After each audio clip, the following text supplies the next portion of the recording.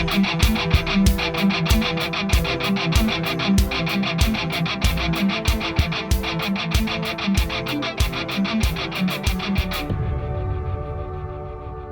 is Dr. Jerome Corsi today. It's Monday. It's January 22nd, 2024. Thank you for joining us on thetruthcentral.com. We're doing podcasts every weekday.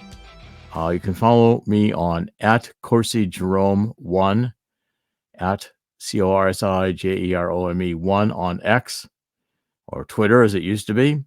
And I've started a Substack, which is JeromeCorsiPhD.substack.com. And we're posting quite a bit on that. We'll be posting more over the next few weeks. And then I'll make it into kind of a pretty much daily newspaper, posting different things on politics, economics, and medicine, because we're going to be back into telemedicine. We'll be talking more about that in the next few weeks. Stories I want to cover today start with the presidential election.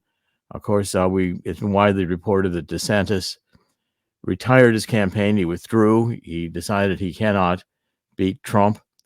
And I guess that's inevitable that all of them are going to decide that very quickly.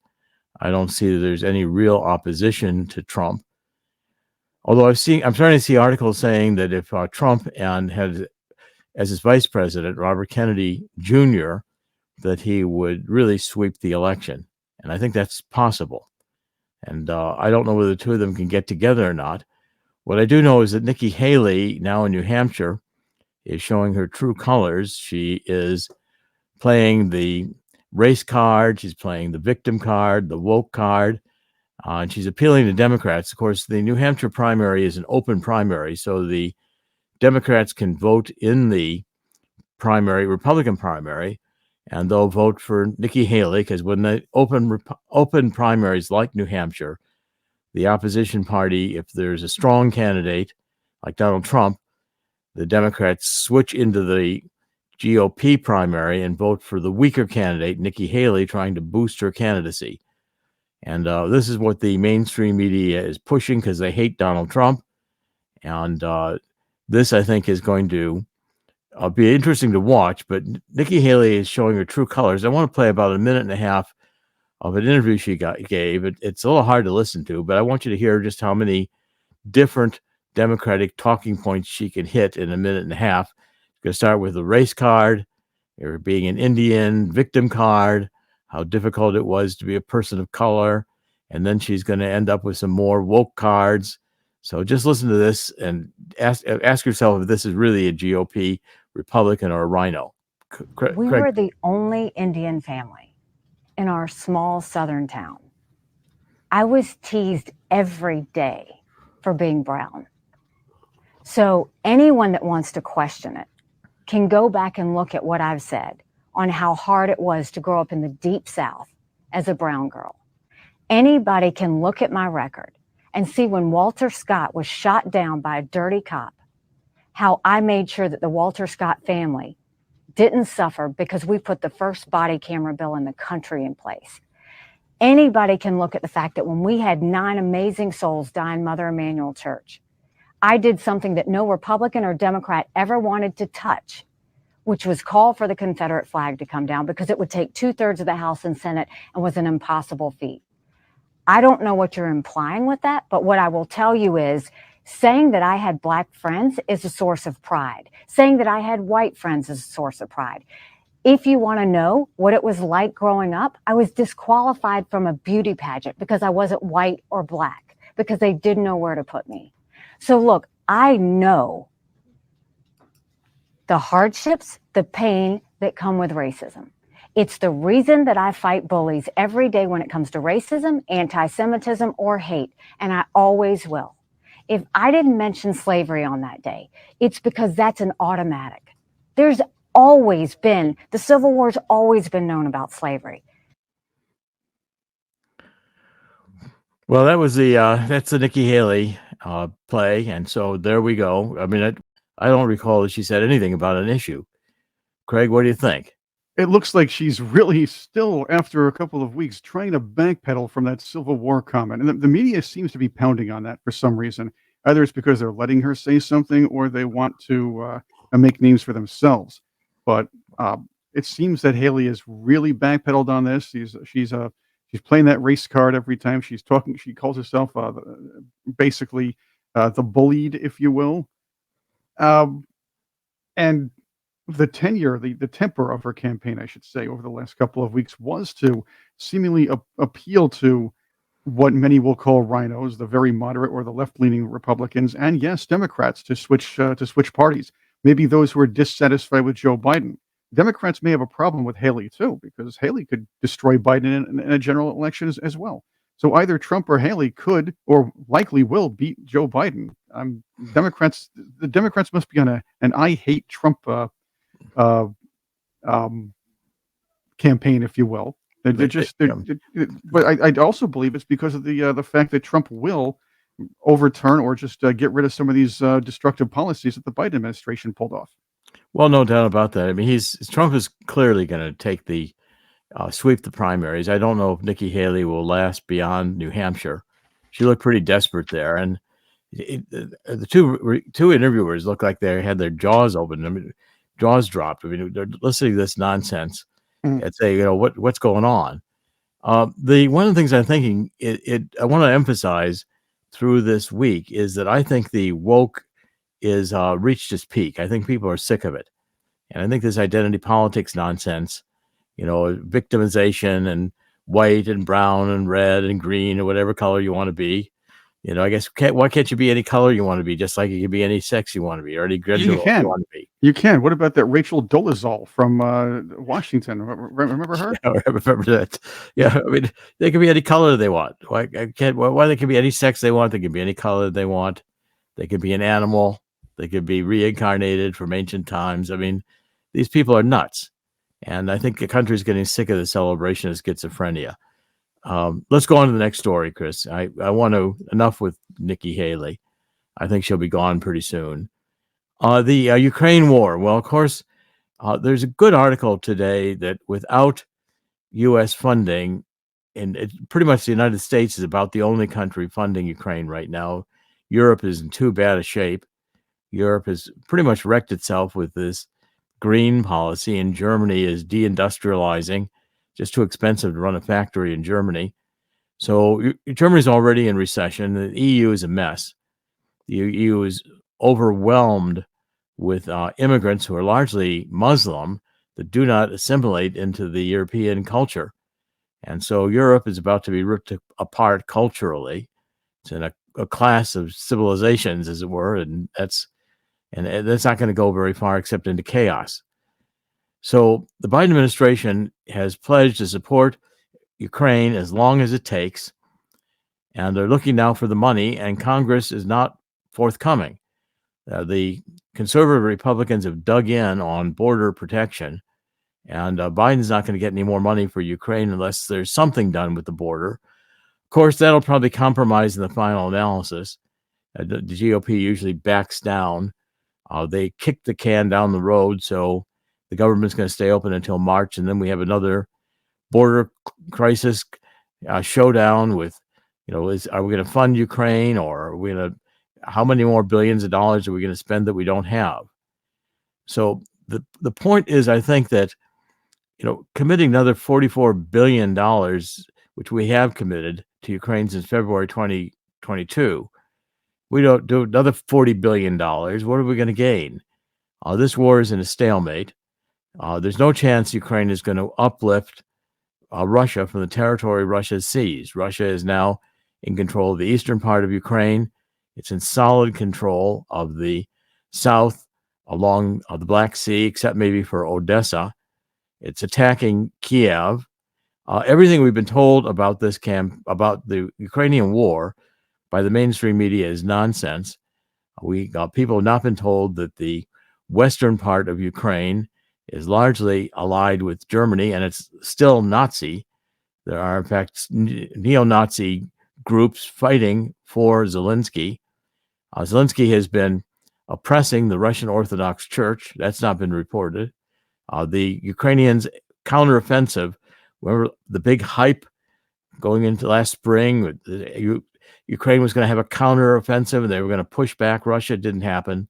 It's all nonsense, all lies, all hype.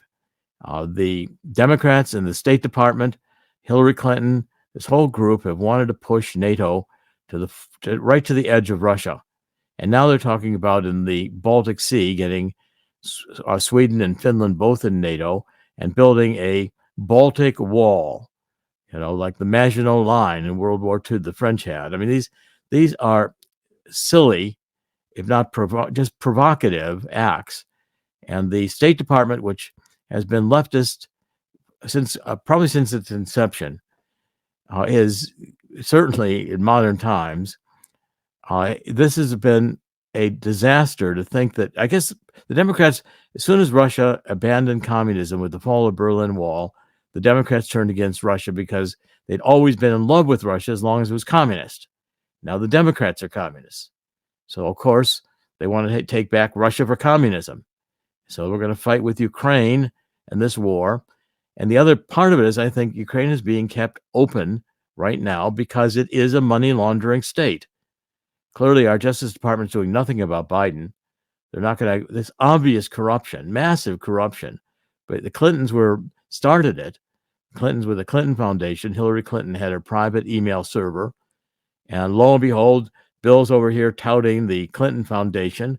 They're taking money from Pinochet, an oligarch in Ukraine, and then running it through the Clinton Foundation to do favors from the State Department for Ukraine. And Obama says to Biden, why don't you go to Ukraine, take your son, and make money? I mean, this whole thing of corruption is intolerable. And here Obama is probably poising to have his fourth term by running Michelle.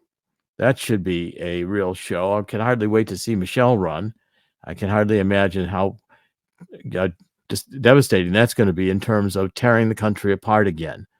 Because she is at her heart, they reposition her with a soft image and a makeover and a book tour. All of these things are positioned to make Michelle look lovable, when in fact what we saw going back to 2008 was she's very angry, very radical, and has really lived a privileged life in terms of not really associating with the blacks in Chicago as much as she fled and associated with white privilege. Joel Goldberg has done, Joel Gilbert has done a very good job on this in his two books, but his most recent book and movie about Michelle are extremely good. The other one was the movie he did, the DVD, on Obama and Frank Marshall Davis. Frank Marshall Davis was Obama's real father. Now that again has still been debated, but there's excellent evidence that Obama for himself, for a period of time growing up in Hawaii, believed that Frank Marshall Davis was his real father. At any rate, that whole story has never been fully resolved. There's a lot about Barack Obama that we yet don't know. The documents are missing. It looks to me like he's a CIA legend, because his life really doesn't fit together when you investigate it. I've been at that for years. But the point is here with Ukraine that this is a war that should never have been fought, that Donald Trump says he will solve and end in 24 hours. I think it could be done. I don't think Russia wants any more territory. Russia does not seem ready and willing to have a land war against Europe. That's not in the cards. Russia only wants to establish their access to the Atlantic through the Baltic Sea and through the Black Sea. Russia's always wanted that territory in order not to be landlocked to the Atlantic Ocean. So again, the idea that Russia is going to be marching across Europe doesn't seem to me to be realistic. What Russia is doing is turning more to Iran and to China. And that's the alliance we should be thinking about. These BRIC nations, which are, Brazil, Russia, India, and China, expanding now with, I think, 3 of the OPEC states joining, including Saudi Arabia. This is a move to consolidate an anti-American group of countries that are more oriented in Asia and the Pacific. And that's an important alliance, which over time will challenge the United States. And of course, we've just ended this World Economic Forum. Thank goodness they're gone. But their theme this year was rebuilding trust. And again, I'm going to go back to my theme the woke is losing. More people see woke, the less they like it. The more it's understood, the less anybody wants to buy it. And so therefore, what you're seeing is here, the country saying, what do we need this war in Ukraine for? What do we need Biden for? He's corrupt as can be. Looks like he's demented, walking around like a zombie. And Barack Obama in the background is enacting all of these extreme measures. Borders are wide open. We're spending money like crazy. We now have $34 trillion in debt. And as the next story, the central bank digital currency, Donald Trump said there's no way he's going to have a central bank digital currency. But at the same time, the elite are running this war on cash. It doesn't end. So the idea of going to a cashless society is being increasingly pushed, the International Monetary Fund, etc., because if you can have digital currency, you can basically control everybody. It's another whole control measure. If you don't have cash, then all your transactions can be monitored. IRS will love this. Of course, the IRS has expanded with 90,000 more employees. The government, U.S. government, continues to be the most rapidly growing employer in the country. And more bureaucracy is simply more government control. The idea of digital currency means that you can be turned off from your money if your social credit score isn't good enough. If you believe what the government doesn't want you to believe, or thinking something that isn't on the official narrative. Now, over the past few days, we've run a number of spaces on X, on this World Health Organization, which is now putting in place a new treaty or set of amendments to its international health rules, which we've already agreed to, which would give the World Health Organization the ability to call a worldwide lockdown on the authority of Tedros, who is the Secretary General of the World Health Organization. That would mean the United States would have to go be subservient to an international organization that's completely unelected. And this debate is raging right now, and everybody should be aware that it is a very serious debate. I think we'll do some interviewing this week to flush out this issue and make sure everybody is aware of it. But digital cash is a dangerous situation. And by the way, for Swiss America, I'm going to rewrite their newsletter. They have actually a little publication on the war on cash. And I'm going to do an update of that over the next few weeks, and we'll get a new edition of that up and available. At this point, let me just also mention that you can get this book free, How the Coming Global Crash Will Create an Historic Gold Rush. And you can get it free from Swiss America by calling 1-800-519-6268. 1-800-519-6268. And Swiss America has sponsored my programs since 2004. And I've been with them now 20 years. It's an extremely good company. We have a lot on the website about Swiss America. And Chris will show you for a minute, and then we'll come back to the news. Chris, quickly point out, please, on the newsletter, our sponsors. If you do like the program, please support our sponsors. Chris? Yes, we have plenty of those. We have them right here on thetruthcentral.com. There's an easy way to get to them. There are a few easy ways. We still have some links on the front page. I'm going to show you that right now for those who are watching. For those who are listening, we can follow along as well. It's thetruthcentral.com. On the up on the menu bar, you have our sponsor section where you can find our sponsors: the Macmillan Agency, Decision Technologies, My Vital C, Swiss America, and yes, you can get this soon-to-be newly rewritten Secret War on Cash newsletter for free. That's right, no charge to you. Just click on the link and sign up for that, and you can also find Dr. Corsi's next version of that very soon as well. So check that out. You can also look at the Walking Liberty $50 deals. You can link on that. There are some banners here. You can click on that to learn a little more about that. You can sign up for other newsletters they have as well. You can also find Dr. Corsi's Substack on the right side of the page, all over the place. See the big thing that says Substack? Click on that. You get right there. There's some excellent content for you to peruse. And yes, there is a lot of exclusive content where well, you go in depth with a lot of very, very interesting people. Okay, I want to do 3 stories now here on this global warming nonsense, which I think is also dying. I think the Democrats have overplayed almost every one of these themes, and the World Economic Forum elite have been exposed, and they don't like it because the American people and the world are turning against them. So the Europeans are finding that it's impossible to meet this net zero by 2030. And even von der Leyen, who's now leading the European Parliament, even her own party has turned against her in Germany. The UK ban on combustion engines by 2030. They've moved that 5 more years, 2035, and they're all saying it's going to mean unacceptable costs will have to be pressed on the middle class. So increasingly, there is a call to ditch the ban on internal combustion engines because people are realizing it just doesn't work. All these ideas of the left don't work. Identity politics is schizophrenia. It can be anything you want to be.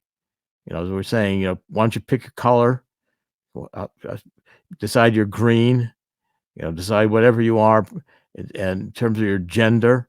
This is insanity. This idea of pronouns, and you've abused my pronouns. None of this is going to matter in a world that is stretched economically. When people are losing their homes, when people are having difficulty putting food on the table, they're not going to care about what gender some spoiled kid indoctrinated by a university thinks they are. The kids go to a psychiatrist and solve that problem. Increasingly, the younger generations are moving back in with their parents. The EU prescriptions on wind farms are dying because private investors won't invest in them unless they have government subsidies. The entire green agenda only works with government subsidies, and the government subsidies are drying up, as you see the countries around the world are going massively into debt. The debt bubble, I've never seen the debt bubble as high as it is today, as big as it is today, and it's going to burst. When it does burst, it's going to be very painful. The Federal Reserve will probably try to keep the economy going by pumping cash till it can't pump anymore, printing cash, which we don't have under this modern monetary theory. And again, if dollars become less valuable in terms of their purchasing power, I solidly recommend you think about getting some gold and silver. If you have a cashless society and all your money is electronic, it might be a good idea to have some gold and silver around. Okay, now these e-bikes in New York are a major problem. When these bikes catch fire, and the e-bikes in total caused 268 fires, causing 18 deaths and 150 injuries in New York City, according to the fire department.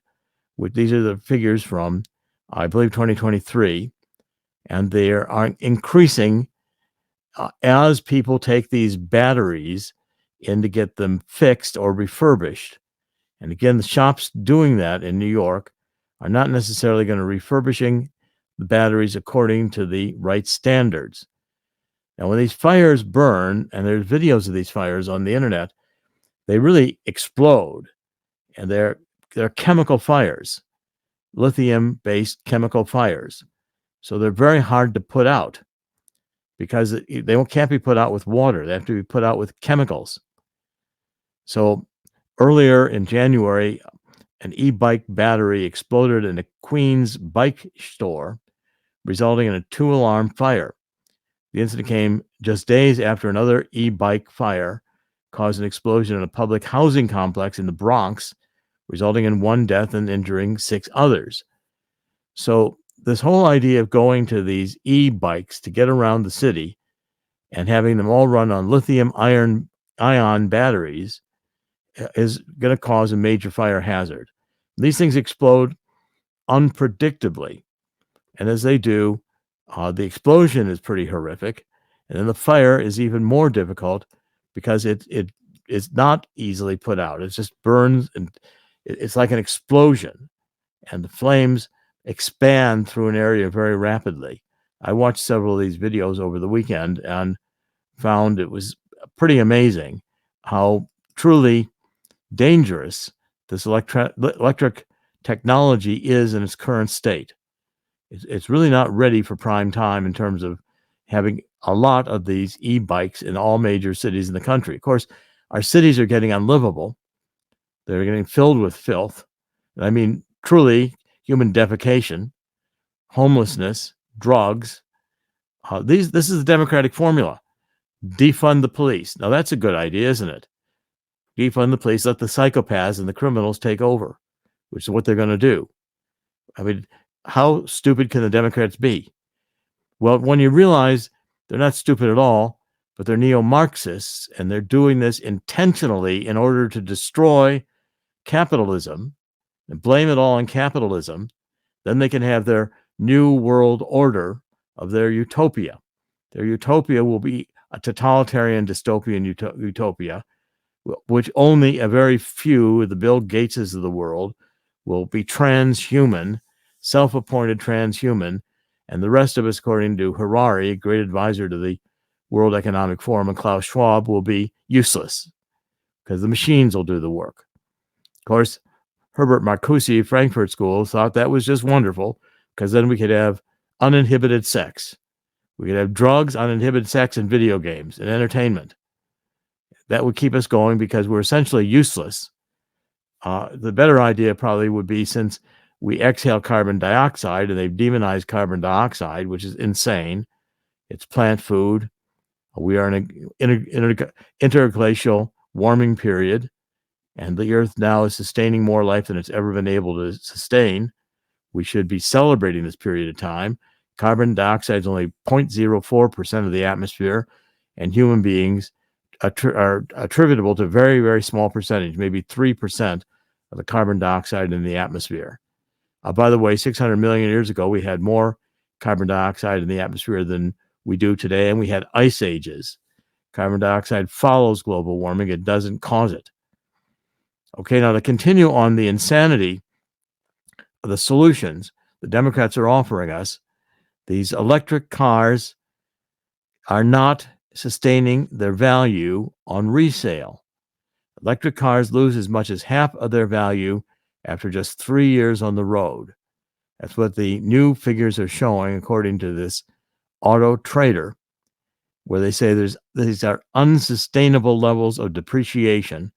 The electric car market, with used prices of battery-powered vehicles dropping by 23% in the last year alone.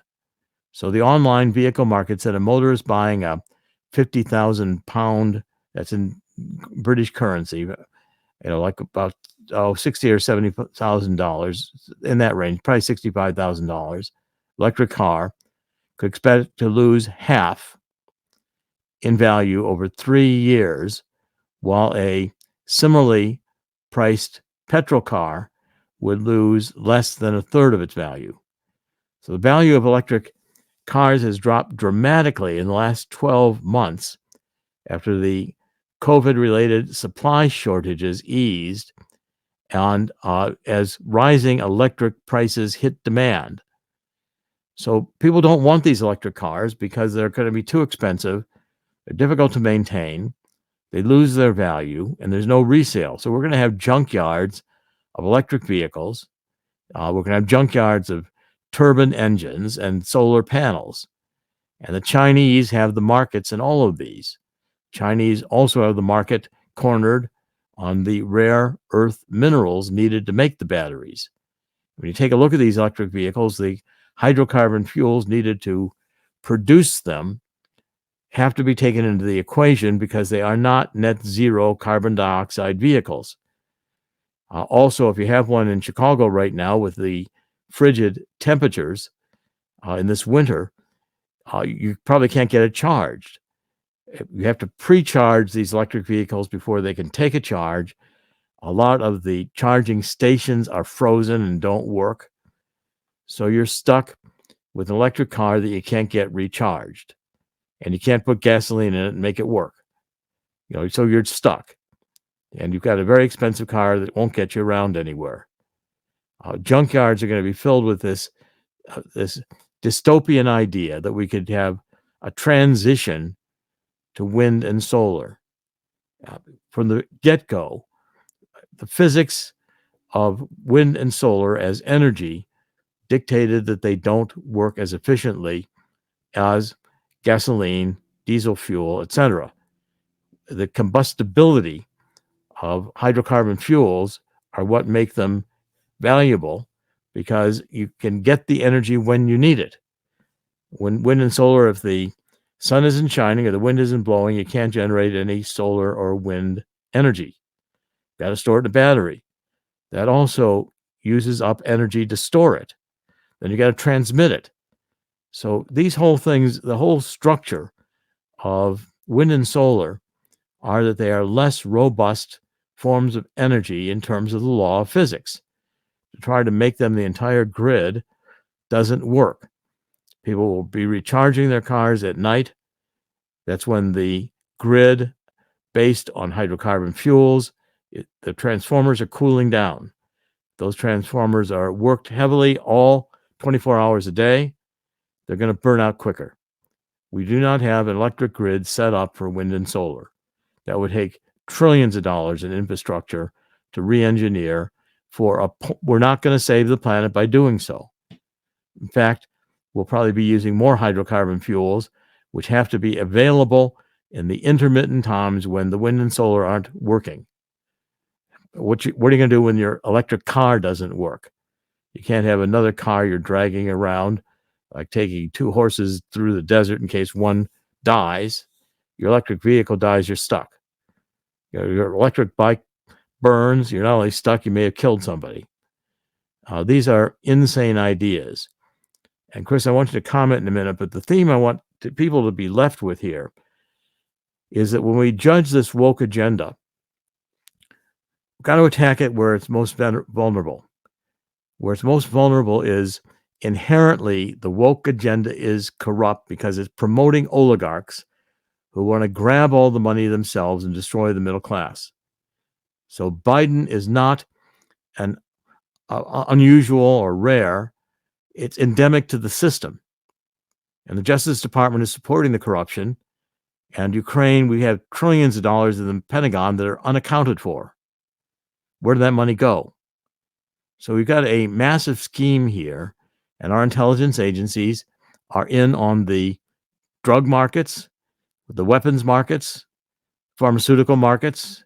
This is a matter of making money. I caught HSBC in 2011 laundering money. They were creating bank accounts using real Social Security numbers. They were running millions of dollars through these accounts, then closing them. They had a net balance. They didn't have to be reported to the IRS. The money was stolen was from this money laundering was supporting the drug cartel business on the border. And the Treasury and the National Security Agency were in on it because they're monitoring every transaction going electronically through the wire system every day. And no one was doing anything about this until it was caught. I caught it. Started writing about it in 2011. I worked with the Senate Permanent Investigating Committee and Department of Homeland Security. HSBC was fined $1.9 billion. Nobody went to jail. Banks launder money. Governments know about it. Governments are in on it. So when you begin to look at the Department of Defense having a military vaccine mandate, which was just recently rescinded, you begin to think the Department of Justice was in on the government action that was looking to have gain of function on Wuhan viruses before COVID-19 came onto the market. All these schemes, this dystopian schemes to kill millions of people are inherent to the Satanic Agenda that is the World Economic Forum. This woke agenda is designed to be destructive. I've written a whole book on this, which is the truth about neo-Marxism, cultural Maoism, and anarchy. What all of these ideologies, these failed ideologies of Marxism and then Maoism produce Black Lives Matter, Antifa, homelessness in the cities, bubbles in the economic market, inflation, increasing costs of living, death of the middle class, filth in our cities. These are what the Democrats intend to create in their process of destroying one of the most productive economies and the most stable governmental systems that have ever been created in the United States, which is the free enterprise system and a limited government protecting individual rights. These are the theme, and God at the center of it. These are the themes that the left hates. Chris, your comments. And think about this. These are the same people who say, well, if people like Donald Trump or Javier Milei or anybody else they don't agree with get into power, they're dangerous to democracy and dangerous to the free world. Dangerous means a hindrance to Agenda 2030. Dangerous means a hindrance to the left's Marxist view of the world. Dangerous is a hindrance to the 15-minute cities, the World Health Organization's dictatorship or potential dictatorship when it comes to let's just put it this way, a possibly trumped up health emergency. Anything these people say is dangerous is actually beneficial. Yeah, language perversion is at the heart of this woke neo-Marxism. So they want to say they're in favor of democracy by keeping Donald Trump off the ballot because they say Donald Trump is a tyrant. He's a dictator. Well, you mean as opposed to Barack Obama? As opposed to, they want to, what they're going to run on the Democrats this year are going to be abortions. And some of these Democrats would have abortions up to 30 weeks or more into the pregnancy. And the harvesting of body parts then becomes possible for killing babies. This is an evil agenda. They want to run on spending more money on this modern monetary theory that we don't have a limit to how much money we can print. Ultimately, that theory has always failed. It induces hyperinflation. And then the economies collapse. Banks fail. Cities are abandoned. The commercial real estate is sinking rapidly because the buildings remain largely vacated. People don't want to go back to work in the central business district because they're dangerous. And you can work from home, as we learned during the pandemic, very comfortably and probably more productively. At any rate, all these ideas of the woke don't work. And as that becomes realized, I think the American people are wakening up to the fact that this is schizophrenia. It's insanity. It's anarchy. What the Democrats are prescribing are cities where you can't live in them. And it becomes imaginable that if we continue down this route, we're going to have abandoned cities, which were once thriving, very productive in the United States, but they'll become like Detroit, just abandoned. And that's conceivable because they're going to become unlivable. Chris, any final comments before we wrap up today? Oh, I can tell you this. The people who call Donald Trump a dictator are the same ones who advocate the idea of weaponizing the Department of Justice against anybody who speaks out in opposition to the globalist elite. People who burn down cities are mostly peaceful protesters because they support a leftist cause. However, if you're gathering around with a bunch of grandmas and grandpas on a lawn in front of the Capitol building, and yes, there were a few bad actors there. But the fact is, everybody's an insurrectionist. Come on, okay? This. Watch what they do, watch what they say, and watch what they protect. Yeah, you're an insurrectionist if you don't go along with their Marxist agenda. Then you're an insurrectionist. Yeah, see that. And that's why the popularity with Trump. It's not his act. It's not anything else. It's what he symbolizes. Well, Trump symbolizes a return to American values, a return to God, a return to family, a return to the values that made us great. These are the values that the New World Order is imposing upon us, are values of slavery. And we've been through that in human history, and it doesn't work. Well, there was a day when great statesmen were recruited from the ranks of the private sector and recruited from the ranks of the working class to join or to lead for a little while, then go back to what they were doing beforehand. Now we have career politicians that are trying to do the best they can to keep their grimy fingers on as much power as possible. And massive bureaucracies which thrive on taxpayer money and are there to just pass regulations. This becomes careers for thousands and thousands of people. We could eliminate I advocate moving the entire bureaucracy to Death Valley and giving them all the wind and solar they want. Okay, let's wrap up.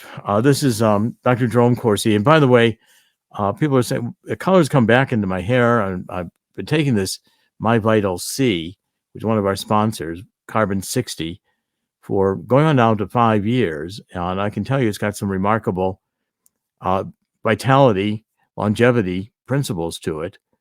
It's amazing to me.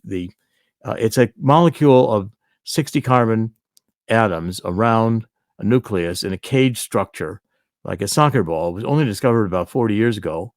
My Vital C products are available for cats and dogs. You can use products consumable in olive oil or avocado oil or coconut oil. I prefer it in olive oil. And we've got hair products, got skin products.